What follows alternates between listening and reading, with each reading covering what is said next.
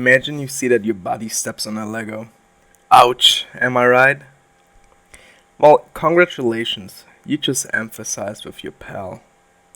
Empathy, an important component of social and emotional everyday life, is the ability to identify with and understand another person's feelings, situation, or motives.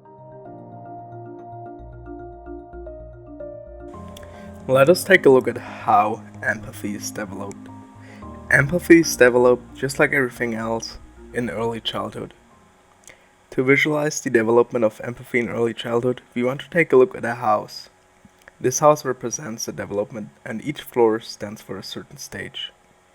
The first floor locates the first stage, which starts at birth and ends at age 2.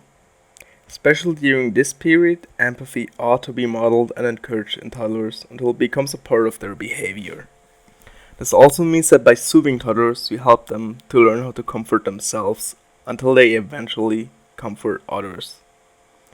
A precursor of empathy in this early stage is the fact that toddlers are sensitive to the feelings of their peers and mimic their emotions.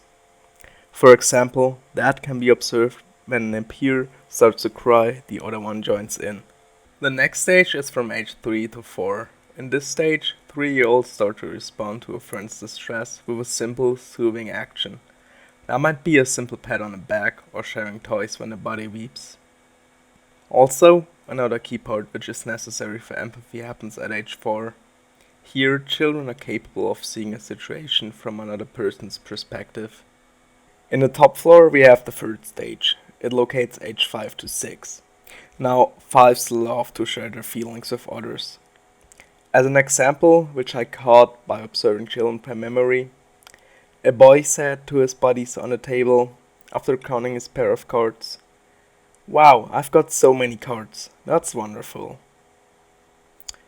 Overall, during this stage, 5s and 6 are learning how to read others' feelings through their actions, gestures, and facial expressions.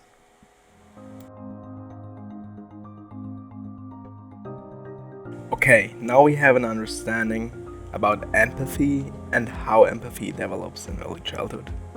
But how is empathy even possible?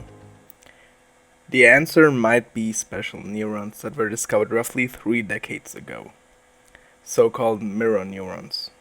Mirror neurons are specialized motor cells in one's brain. They send signals in our brain by the side of somebody else's joy or pain.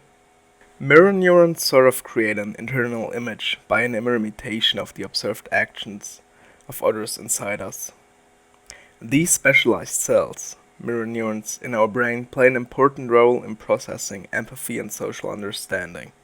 These brain cells in correlation with empathy seem to be part of a broad neuronal network. Mirror neurons kind of register an observed action and imitate it inside us.